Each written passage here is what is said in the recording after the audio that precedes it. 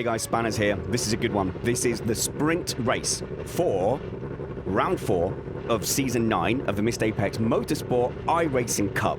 So what we have here is a reverse top 20 grid sprint race. So while all the top guys were up front fighting for glory in the feature race, the muggles like me were just trying to make sure that they got inside the top 20. So the 20th place driver, which I think is Callum Hunter, is going to start on pole, with race control Richard Molden in P2. We've got Laurie Smith in P4. I'm in P5. Spoiler, me and Laurie do come together going through Maggots and Beckett's. Then we've got Myers, the American. We've got Smith from somewhere in Europe. Greenhow, Coig from Spain. Colin Ward from up north. Alex Smith, Andrew Sexton, Tim Ellis, Shane Cotter, Daniel Snodland, Sam Harper and Alex Dobbitberger ahead of Stephen Williams and James Gill. Now remember, this is the legacy layout of Silverstone. As we look down the grid, Luke Power and Danny Henney are there in 19th and 20th as the top two. As away we head off towards the first turn, which is Cops, and we are green. That is a great start from the outside there from Richard Molden, race control. Cotter just about holding on to second place, with Colton Myers just lifting off a little bit and being sensible. And that's me in the green car, Spanners, in P4. I hope something horrible doesn't happen to me. Look out for Laurie Smith in the blue car. And yes, that is me, loosely commentating. I've given up a little bit of ground to Colton here. And there's a lunge from Laurie Smith, ends up making contact with Colton Myers and takes out the completely innocent and handsome Spanners Ready, dropping him down the field to 11th place eventually. Molden leads us down into Stowe, as there's nearly 6 cars side by side coming through Stowe in the midfield. But this is great for Molden, Callum Hunter and Colin Myers. Now, as the fast guys start to try and make their way through, we can already see a spin, and that is Callum Hunter causing chaos there. So the top two that I was celebrating, I didn't see. I'm not close enough up to the front in the race to see what happened there. Massive damage for Callum Hunter. So I'm seeing all of that for the first time. Oh, just loses it on his own and he wipes it out, and I believe that is Mark Greenhow getting some nose cone damage as well. Oh, I was going to have a replay from Colton's point of view. Oh, there's nothing you can do when that happens. That is indeed Greenhow. But well done for everyone. Safe rejoins and holding your brakes as we follow Colton there with no nose. That means that Alex Smith has now gone straight up to second place, and surely he must win it here. No disrespect to Richard Molden, who's more of an ovals guy, more of a NASCAR guy. We do also have a unbroadcast NASCAR style race after we do these single seaters. Alex Smith heading down towards Cops. As we see in the midfield, Smith holding off James Gill. So James Gill is probably the first of the top runners, but now he finds himself under pressure from Snodlander, who I think is maybe Danish or Norwegian or Dutch or something. Really international crowd. Harper, who featured so heavily in the feature race, finds himself already up into 4th place. That's absolutely fantastic. But it does look like Gill's got himself a little bit stuck now, and he's got Smith up the inside, Snodland behind. Sam Harper making a lunge down into Stowe. No, that's not. That's Luke Power making that lunge down into Stowe. He doesn't come off, and we see Snodland taking a little bit of grass as we go towards Club and Vale. The overtaking will, of course, be a little bit more frequent in these races, as the skill level between the drivers is vastly different. And no offence to the likes of Molden and Laurie Smith, but they're going to come under big pressure from guys like Snodland, from Power, Gill, and Danny Henney, who's currently stalking in 12th place. Gill up the inside of Smith, and that's another one ticked off the list, and around the outside of Harper, and that is a disaster for Gill. Gill plummets down the field, and that to me looks like Snodland and Smith as well making contact. Lots and lots of contact. So who's this driving around on his own? That looks to me like Callum Hunter, who started on pole. And so we're getting a replay. That was just Uncle Steve looking for the replay. As we see Smith and Snodland. I think that was the inside car there, just drifting out. Hard to tell. Don't worry, we will assign blame at some point. As we see Matt Trumpets making a little progress from the back up to 16th place. And that is Trumpets then. And behind him is the recovering James Gill with Snodland. And Stephen Williams has made himself up to 6th place behind Spanners, who's recovered to 5th. What a handsome drive from me. Danny Henny down the inside of Stephen Williams. Stephen Williams, a very fast racer, but it is difficult to hold on the outside. You can. Now, it looks to me like he's given that one up more easily than he'd have wanted to. Don't know if he's carrying any front wing damage. Damage is on, so you will lose downforce if you tap the front end and bent that wing. So Danny Henny now approaching Spanners. I'm going to refer to myself in the third person. I was determined to fight. Lots of people just let Danny through, and I was determined to put up a fight. Can't actually remember now, it's 2 days later. Did I? Come on, me! Come on, me, put up a fight! And that is a camouflage livery there. Obviously a much better, much faster through that sweeping left-hander over the top. Hey, I've got no defence against the likes of Danny, and I was probably spooked as well. So now I've got Luke Power behind me. Luke Power, definitely one of the top 4 or 5 guys for sure. If not, you know, vying to be the fastest guy at various points. So we've got Williams up the inside into... Oh, I yield that so easily. Oh, I'm so disappointed in myself. But I'm in the tow. Will I pull off something brave and daring? Up the inside of Stephen Williams, or settle for my 7th place and settle in to defending the place against Tim Ellis and Colin Ward, who really are far more in my kind of wheelhouse of rival anyway. Malden holding on to 3rd place with Luke Power behind. And Danny Henny as well. So Luke Power makes a very textbook move. Malden, his tactic here will be to run his own race, not risk contact and try and get a good finish. And that's a very sensible thing to do for us middle-aged occasional iRacers. That's fine. So Tim Ellis here, definitely a faster driver than me, but I would consider him a rival, and certainly Colin behind. I've had many epic battles with these two. Tim definitely having the pace on me, wasn't able to practice due to a knee injury on the Thursday. But by this point, I just about locked in enough to not be leaving too many wide gaping holes. The sweeping left-hander here, I was never brave enough at any point, never fast enough through this corner. But as we tuck into Brooklands, I fancy my chances of defending into Luffield. Obviously, Savannah's there a little bit wide, and Ellis a much smoother line, but able to get the power down enough to make this not an overtaking opportunity for Tim Ellis. I didn't know you could go through those bollards, by the way. Otherwise, I'd have taken them more often. Into Copse. Ellis loses a little bit of front wing downforce, but does really well to stay right in the gearbox. Into Maggots and Beckett's. Flick left. Try and stay flat for the right-hander. Slow down. 1 gear for the left-hander and 2 gears to go down towards the hangar straight as the dirt flicks up from Danny Henny and Malden and Williams up ahead. Ellis on a big run down to Stowe. Not close enough. Well done, me. I don't normally get this much screen time. Williams then on the back of Malden.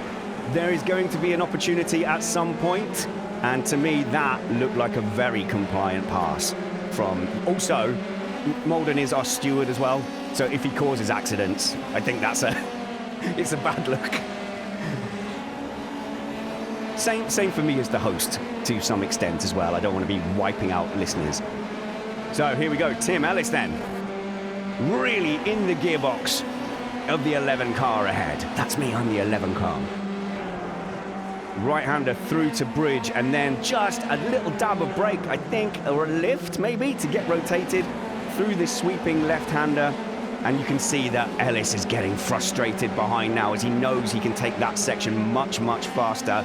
But I am reasonable out of Luffield. But now we've got Malden up ahead as well, and that will definitely be on my target list.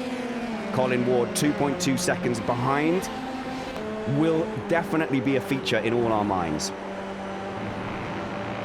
Alex Smith with a healthy lead from Sam Harper, benefiting from quite a bit of carnage up ahead of him. Here we go. Ellis on the inside of Maggots and Beckett's. This is defendable. This is defendable. And Ellis has to give up just a little bit as they go back down to the hangar straight. But do you know what? He's given it up at the right point because he now has a good chance to have a run down the hangar straight. This is definitely in overtaking territory. What am I doing? Trying to break the toe. Spanners bravely breaks the toe. Demonstrated reasonable lines and pace through Stowe Corner. But as we head into the Club Vale complex, this is a weakness for Spanners and should give Tim an opportunity. As we see Hoyse, Dobbitsberger and Todd Owen fighting down to Stowe for 15th place, because I think that is Mike Stoner up ahead, who I would imagine is, no, not being lapped, is on the same lap. Sorry, Mike. Sorry, Mike. Ellis, down the inside of Reddy, no. This is the complex where Ellis knows he's a lot quicker. He's probably up and caught up too quickly there. As we swing around now, a dab of the brakes from Reddy, but maybe just a lift from Ellis as they sweep into Brooklands once again. And then into Luffield. It's all about sacrificing a bit of entry, trying to be a bit brave, as Luke Power is starting to catch Sam Harper. And this is the sort of range now where you can make a move. Not into Cops, but that's where Luke Power wants to be, going down the hangar straight, and that's a big track limits violation there. I hope he doesn't gain an advantage from doing that, as Danny Henney lurks in the background.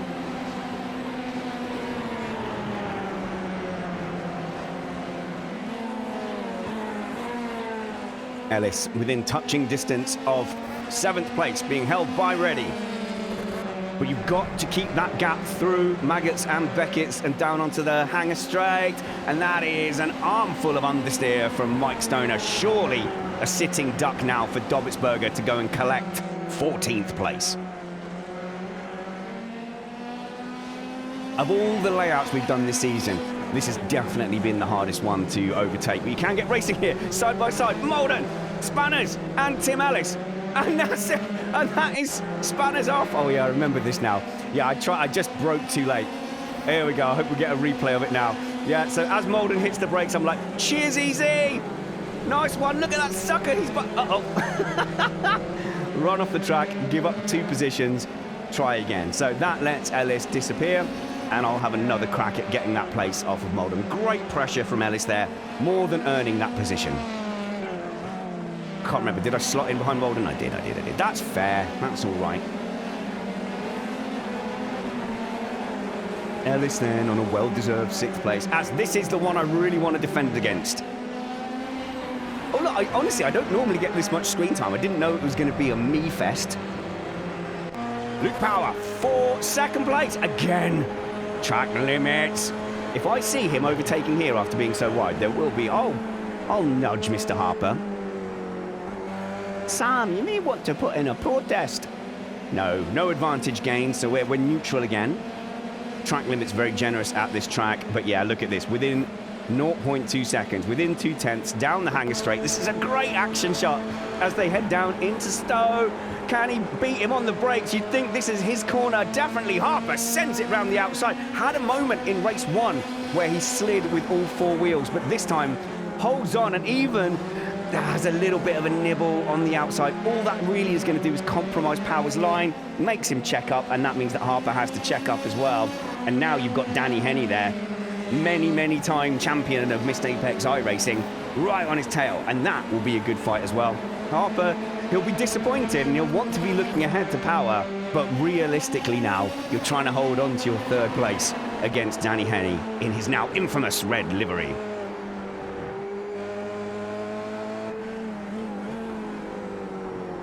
Sensible from Henney, biding his time.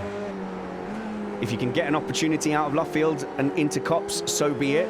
But everyone's kind of figured out now that it really is the hangar straight that is your big overtaking opportunity. Look how much the concertina effect pulls Harper away. Even though it looks close, it really is foolhardy to stick your nose in up the inside here. There's just not enough braking. I would say, as organisers, we may well have put too much downforce on these cars. We're trying to make it's a balance between drivability and raceability. Something we'll definitely address for the next session. As going into Cops, got 3 drivers there who know better than to stick their foot in, to stick their toe in. And we've got Jenkinson all being all cheaty on the outside. Jenkinson gets a run, then on Colin Ward, which is going to help me out.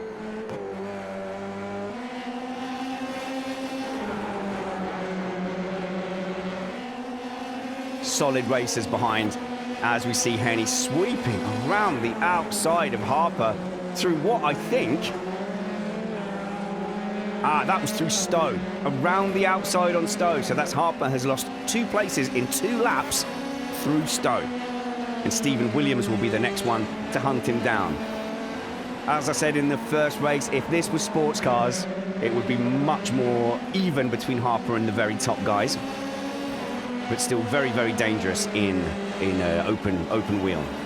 So it looks here like it's Colin Ward that is the most under pressure out of this battle, as Jenkinson, who has already claimed trumpets in the first race. Where is Trumpets? He's gone. He's down in 26th place. But in our NASCAR race that we had earlier, Jenkinson did manage to wipe out both me and Trumpets, so both missed Apex hosts in one move in the NASCAR race. Jenkinson gives himself a really wide line going into Luffield to try and get that run, as Reddy is looking to get that 7th place off of Richard Molden as they head towards Cops. That gap's starting to stretch out now as Ward feels a bit more pressure. Spanners in the gearbox of Molden, and I can't, we haven't got time for a replay. Pretty sure I stayed on track there. Yeah, pretty sure I stayed on track. Nothing to see here, don't worry. Oh, great run from Ward. Great run from Ward, but there's nowhere to go. So ends up having to check up, and again, I think tyres might start being a factor here. Yeah, about lap 9, lap 10, the tyres starts to go. Starts to have thermal degradation, and especially with the rears, just start to lose a little bit of traction, as Danny Henny, still in his mind, he'll be looking for the win, but 2nd place is probably his most realistic target. But is there a big enough pace difference between Power and Henny on this track where it's very, very difficult to overtake Harper? Gainfully tried to hang on to those places, now dropping a 2nd back. And he may have to start thinking about Williams if he doesn't keep it clean. But that looks settled for me, for Harper 4th place. Smith too far ahead now for these 2. It's all about 2nd place. Henny looks to have the pace. That gap closing. We're going to go down the start-finish straight towards Cops. And now it's all about just being patient. Don't let yourself wash out. It's all about the exit out of Maggots Beckett's. Down to Hanger. Ready. In the gearbox of Molden as they go down towards Cops. Go on, mate. Do it. Do it, me from the other day. Go for it, you coward. Take him. Victory is ours. Yes, got enough run alongside. That is difficult to do, and I think I've been putting him under enough pressure there that I got enough of a run out of the Hanger straight, and he's actually ended up losing 2. Colin sneaks straight through. That was an absolutely fantastic defence by Molden, but eventually, once the cork opens, he loses all 3 spots in the end. That is a valiant effort, and I think he'll be disappointed with P10, but he's really done everything he could. As Jenkinson down the inside into Stowe on Ward, 3 wide. Ward decides to be a bit sensible, a bit well behaved. And maybe there Jenkinson just overcooked it slightly. That lets Ward back through. You know, Ward just gave up pace on the inside. Oh, that's a great cutback. That's a great cutback by Jenkinson. They both did it. Ward sacrificed on the entry to Stowe, got the run into Club, and then Jenkinson saw that coming and cut down the inside. Ah, what racing! What fun! Jenkinson takes too big a chunk there on the curb. After all that good work there, no! Loses out to Ward. And Molden, surely you've got a chance into that kink, into that left-hander. Oh no, it ends in a tragedy!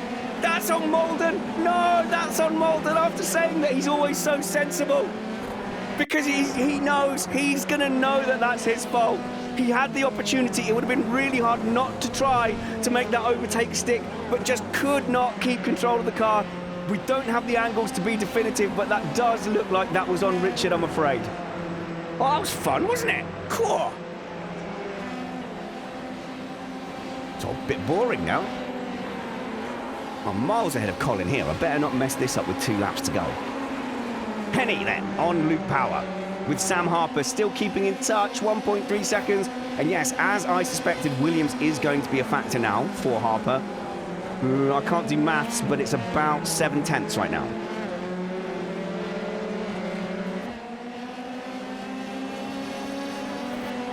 Man, I was in that race and I forgot all about Molden wiping out Jenkinson.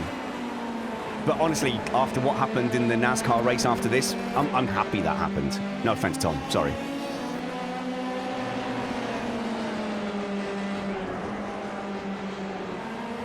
Henny now, that gap looks to have settled down. Luke Power, maybe when he first started, was erratic. Was a little bit kind of peaky in his performance, but what we've seen this season is that pace is far more solid, and in situations like this, it's going to be very, very difficult with his consistency for Henny to find a way past as Gill gets past Corruption. With Matthew Brittle up ahead in 11th place, recovering from technical issues in the feature race. Up the inside goes Gill on Jose Coig. Yeah, Jose as well is in that same broad ability level as myself and Colin Ward, perhaps a bit more consistent than us two.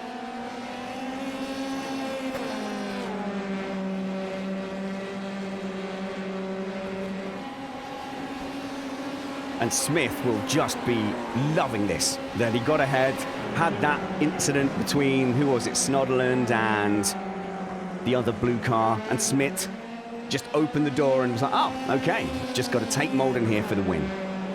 He won't complain. A win's a win, and that pace looks good.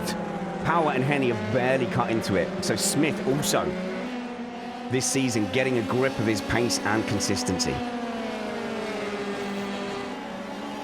Henny now falling back a little bit as things settle. We don't have the lap times, but I'd imagine this is more down to Power getting consistent, keeping it calm, and not making enough mistakes for Henny to capitalise.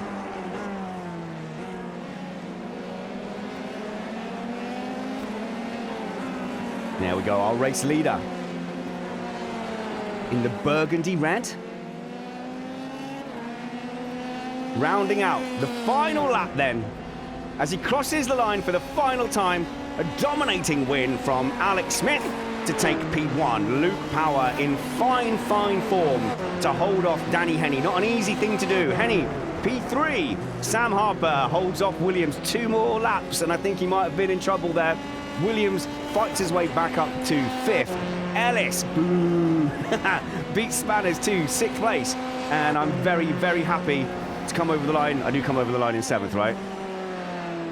Yes, that was a lapped car. Over the line in 7th place with Ward just behind in 8th. I got you, Wardy. Ha-ha! The South wins with Smith, Dobbitsberger. Brittle will be very happy with that. A recovering Gill as well coming in behind Brittle too. Congratulations to Alex Smith. And I don't have the championship results up, but we are going to have 2 more rounds here at the Missed Apex Cup. And there's definitely still all to play for. Lots of competition, lots of rivalries, all the way up and down the field. And look at them all behaving themselves and getting themselves back to the pits, because otherwise Uncle Steve will get very, very angry. Thank you to Steve Amy for production. Thank you to me for sitting down and talking about this race. And thank you to everyone who participates. Not easy to get 27, 30, 40 cars onto a grid and have a good competition, but that's what we've been getting for the last few seasons, and I love this community, I love the racing action, and I'm emotionally invested in these drivers, except for the ones who took me out this weekend. You know who I'm talking about, Laurie and Tom. Where did we get to? Gil, 12th. Jose, 13th. Mark and Dimitri, 14th and 15th. Colton Myers, after that crash early on, in 16th. Mike Stoner in 17th. Where did Callum end up? Our pole sitter ended up down in 21st place. Snodderland had the incident with Smith, ended up down in 22nd. Disappointing for Sexton, who would want to be way higher up the grid than that. And Jenkinson gets what he deserves for being mean to Matt in race 1 down the grid there. I will say Tom was incredibly apologetic for all those incidences, and it absolutely happens, but this is a community that prides itself on clean, if not entirely competent racing. Until we see you next, work hard, be kind, and have fun. This was Missed Apex Motorsport.